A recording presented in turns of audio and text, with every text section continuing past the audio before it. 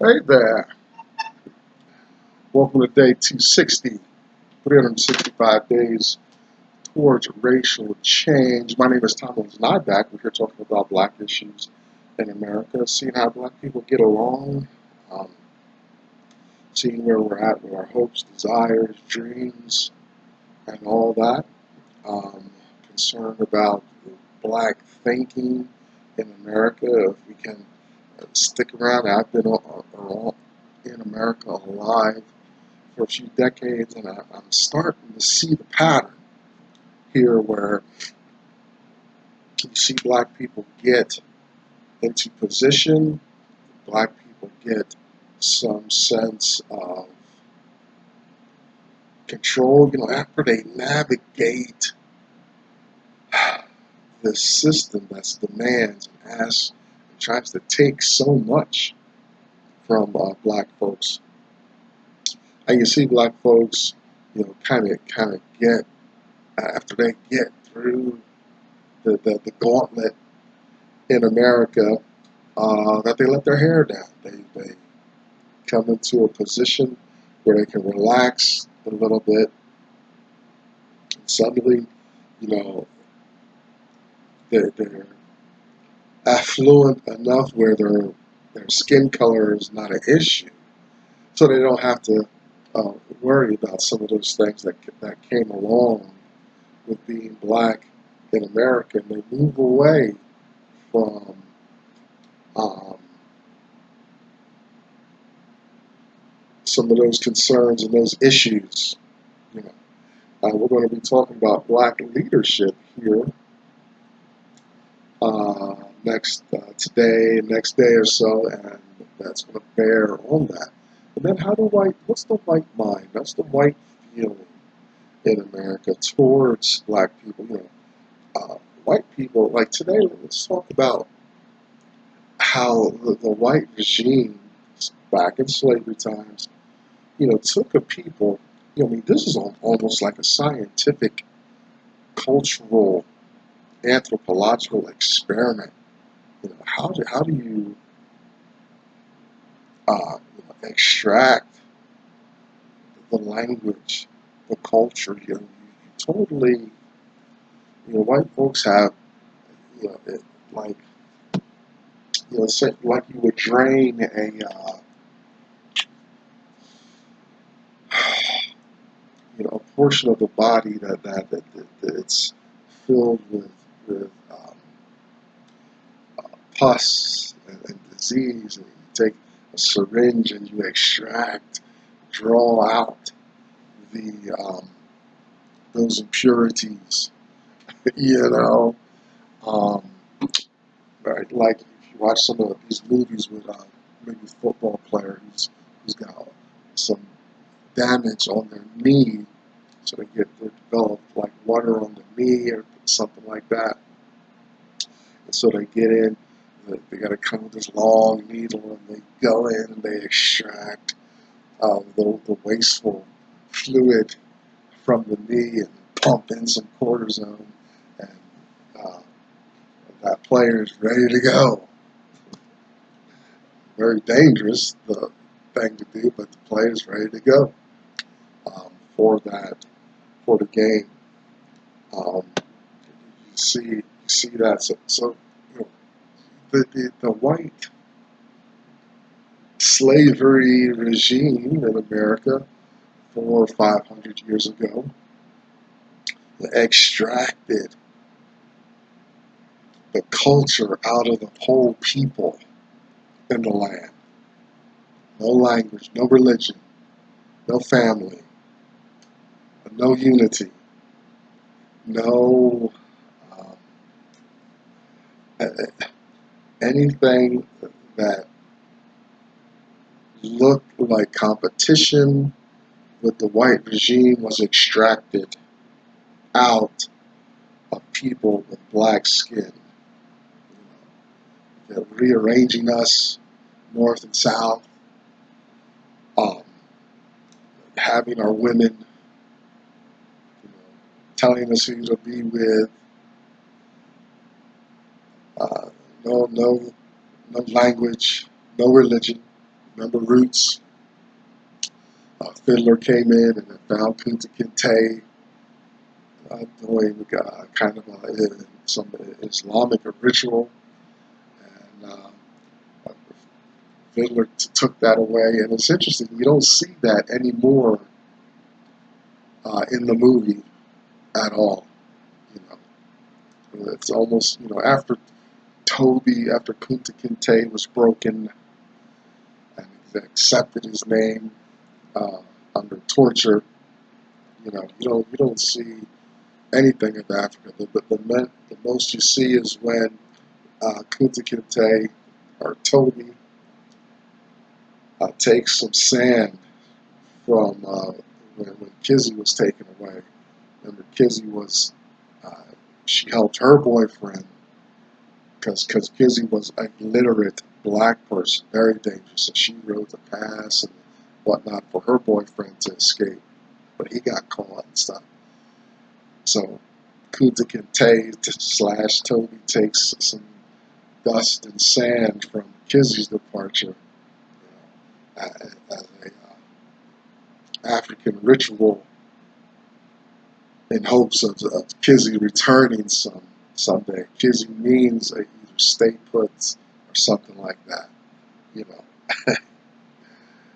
And Kunta Kinte's wife, Toby's wife, is like, yeah, whatever about your African. Our daughter's gone. Do you get it? But later in the movie, Kizzy did return, so that was a positive. But I don't know.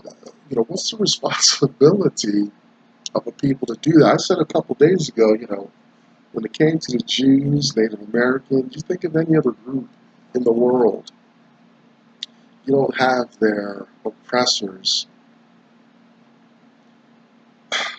dehumanizing and attacking them to the point of taking away their language and culture. That they may get oppressed and find some persecution behind it, but they never, you don't see any forced denial of their humanity, their right to worship, the right to be, their language stripped away. Only in America did that happen with black folks, and white folks did it to black folks. Interesting observation. Financial literacy, do you know how your money works, how it's being spent? I got to hook up, I got to get my investment thing going again. I keep forgetting. Just going through a period of life where I can kind of take advantage of some of that, take some risk, some more risk. And I think America's financial system has, hopefully we've got our checks and balances in place where we don't have to go through any drastic upheavals in our thinking and our economy. Those things happen, those cycles happen. They're expected and engineered. But even in light of that, it's still not a favorable circumstance to let these balloons pop and all this stuff. So, but I think we've learned, hopefully the financial scientists, remember, these are scientists, these aren't accidents. These financial cycles we go through, they're not accidents. They're cyclical, they're expected, they're predicted. You got financial scientific minds, that understand the system and how it flows, manipulates, and controlling it. Things like that go on. So, but even they don't. It's not desirable to have such extreme fluctuations, especially like maybe the Great Depression or the recession we came out of that began in 2008. So I don't see us having that issue coming up again, but at least I think we've learned, or they've learned, that how to have some checks and balances and better control over the system so we don't have these massive swings and upheavals again. I'm inspired to do this work by a man named Dr. Claude Anderson. He's very articulate, much better than I, about issues, about being black in America and things like that. You can find him easily on YouTube. Check him out, listen to him. I brought 3 of his works as books, and we use them to inform our discussion here at Racial Change. If you only get one of his books, get this one, A Black History Reader, 101 Questions You Never Thought to Ask. And we are actually in this book today, getting into some leadership concerns and commentary over the next couple of days. If you have the text, open it to page 21 and begin our leadership discussion. Black labor, white wealth, search for power and economic justice. Dr. Anderson's national plan to empower Black America, Powernomics. You can find Dr. Anderson at powernomics.com. Behind me, you'll see the hashtag #US2 symbol. I think you go to Facebook, you find Black women supporting each other there and having their discussion. There are some differences between Black men, Black women's issues in America. Check out Black Enough, BLAGGENUF, for kind of a Black Facebook experience. If you are an entrepreneur, check out the Black Business School. They gave me some trial memberships and stuff. I'm not for subscriptions, but I will give them a borderline review. But check them out. You want all the resources you can get for Black support in America. If you can't find your flavor on the World Wide Web, do what I did, start your own little forum. Welcome newcomers and subscribers to this forum. I have not, I'm in school now, so my time is just so restricted, so I don't have time to interact the way I would like to. Also, there's some issues with the server that I use to access the internet. There's some restrictions there, so I can't even communicate openly if I wanted to. Finally, fictional look at slave life in America. We get a lot of talking points out of here. Uncle Tom's Cabin, Harriet Beecher Stowe's phenomenal work. You want to get that book, read it all the way to the end. Next week, in another week or so, we'll be back in there, almost about to wrap up that fine work.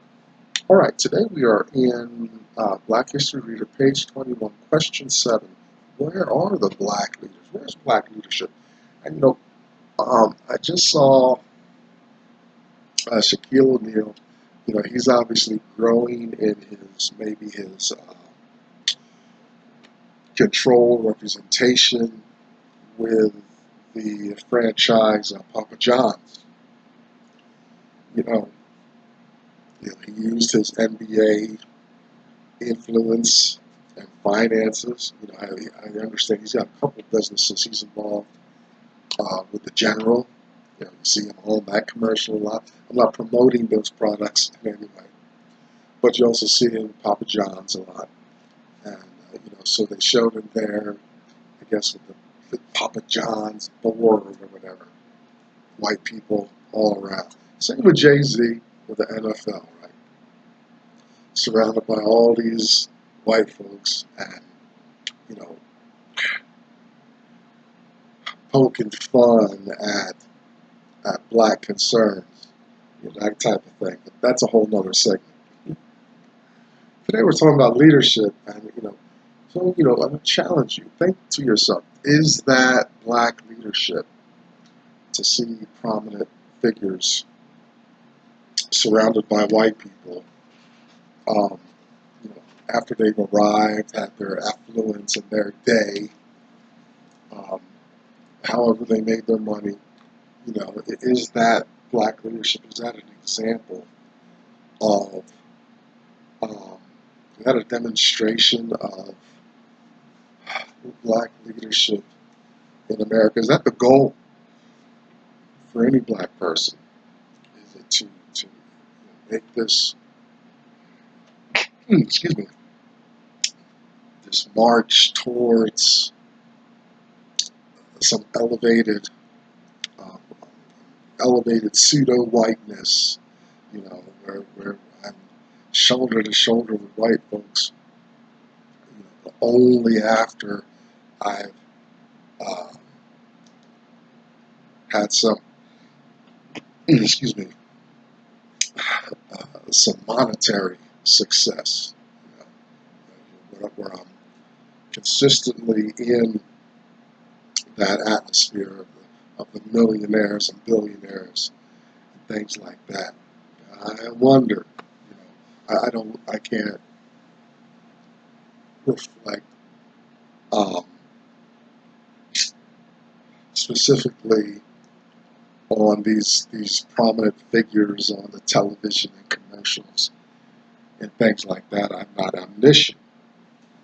I would say, you know, where's the holler back piece? Where's the piece?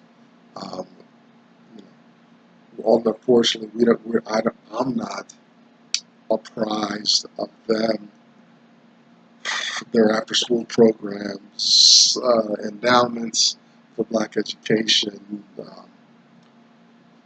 rehabbing black communities, and things like that. They've got the resources to do that. You know. But if they are doing that, I've not heard of it. It's not uh, as visible um, as them being surrounded by all these white folks. You know, you see that. You don't see if they're doing something other for the black community. We don't see that. So what's black leadership? Where's black leadership going? Um, that's great for Michael Jordan, Shaq, the Williams sisters. Yeah, great. That's good stuff. But why are black people always like left behind? Coming along like stepchildren to the wealth and resources that America has. Why is that such a common experience for white folks and other groups, and a challenge for black people? Dr. Anderson, he starts at the little piece, he talks about Moses. You got to appreciate Moses.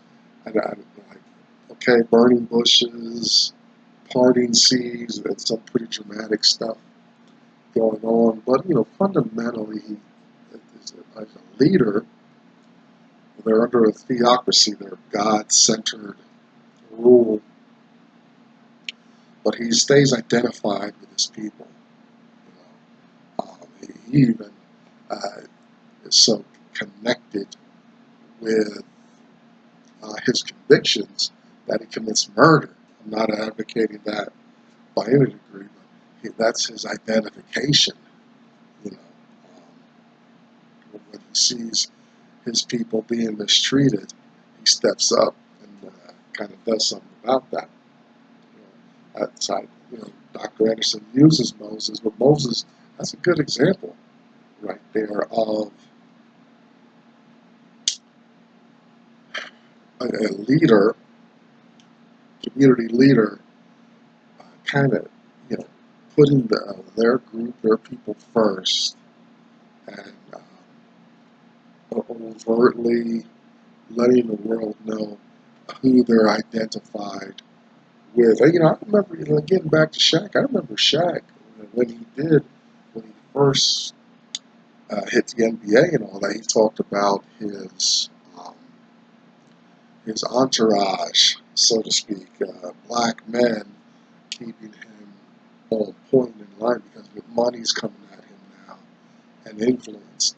So he's going to need some mentorship to keep that going. I admire LeBron James. At least he's made his money, but at least he let black folks, black business minds, kind of take the helm and have their shot at coming through the test financial test, and actually LeBron James made out very well in that respect. But he stayed connected. He didn't, as far as I know, I don't even watch basketball much anymore. But there's a sense, at least, where LeBron James stayed uh, connected, visibly engaged in the black community. 60s were a spectacle for black leadership. We were doing good. Unfortunately, you don't find a lot of good things said about leadership. The 60s, black people, you know, black people paid a lot of sacrifices. Dr. King was assassinated, things like that. But you don't find, we didn't come away from all that work, all that bloodshed, all that toil, years of slavery, Jim Crow. After all that investment of blood, sweat, tears, toil, and all that, we didn't come away with what we needed, which was, you know, equal access and being competitive economically in America. They, they, the regime, government, just said, you know, it is, um, let's stop any overt racism, things like that. But they didn't. The civil rights, social integration didn't open the door and give us sustained um, economic support in the land. So it's just people stop publicly hanging us and burning us alive. You can't overtly and publicly discriminate against me in the workplace. Although now you can just do it. You just don't voice it. That's what I feel is going on with me in the workplace. So we left the '60s as a group with no real national plan, destination, and things like that. But we made a lot of noise, got a lot of attention. Other groups took our ideas, our momentum, and they ran with it and became very successful at it. We talked just a day or two ago about immigration and the black involvement with that, how support and non-support worked against us in immigration. But you find the immigrants still pushing, still coming, and black people being moved aside, marginalized in favor of these other groups. We got desegregation and voting rights, but we did not get um, equal distribution of resources. We had no measurable goal. We got symbols. We got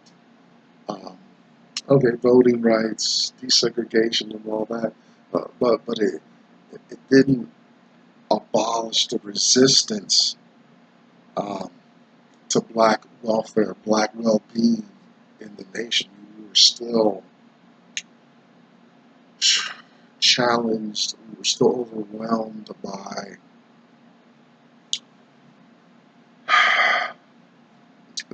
systemic racism in the land. Had our goal been to secure those measurable goals like economic success, uh, equal, open, competitive competition in business, things like that, we would have. Those are things we could see and all that, but we didn't go for that. You see other groups getting it. Other groups, you know, yeah, that's what they come for. You know, Dr. Anderson, I remember watching some of his, when I first became exposed to his material. He talks about the Chinese, and he talks about his Chinese friends. Remember, this isn't hate. But we're talking about facts and history. He's got Chinese friends. He's traveled the world. He says he was talking to his Chinese friends, and he says that his Chinese friends, demonstrate that, hey, you know, when we come, we look for a business, start businesses. Well, we're not looking for a job when we land in America or anywhere else. We look for a business. You people milling around doing nothing, you're looking for a job. We're looking for a business. You see that? You see it all over the world, actually. Um, they go to places and start businesses and run business. They do it in America. There's just a piece on CNN about reviving some automaking space. Chinese came and made that happen. Came with their work ethic, entrepreneurship. Boom. They're invading Africa now. You know, that's what we need. That's what the black mind must do. Must live that. I remember living in a certain city, and we heard about um, Chinese people cutting black hair, cheap. They were good too, fast. Zip zip. They were making money hands over fist. They came making business in the black neighborhood, making it happen. Yeah, yeah. See, that's what black people need to do. Black leadership. We don't. We got to get away from our symbolism. Give me your lip service that I'm included, but then you're talking about me behind my back. You're excluding me from advancement and all this stuff. I'm obviously not part, the in crowd. This is what I'm seeing in my personal workspace. You know, um, there's just a lot of conditioning and habits, black and white, going on in America. But once we start talking about some quantifiable, measurable things, I think we can see some changes coming about. Black leadership had that momentum in the 60s, but we begged off. We opened the doors. We started supporting other groups. We adopted the all-inclusive language, and the black community ended up betrayed by black leadership. On some level, we may see that turning around a little bit. When I did my little internet search for black communities, I ran across Al Sharpton's space, Nation of Islam's space, and things like that. I just wish we could come have one flag like the LGBTQ, Hispanics, other groups, things like that. They've got one flag, some other elements that make them one cohesive unit, even though they have individual interests going on. Got to be careful of black leaders being white agents. Those, um, not Uncle Tom's. Just saw that in Uncle Tom's Cabin.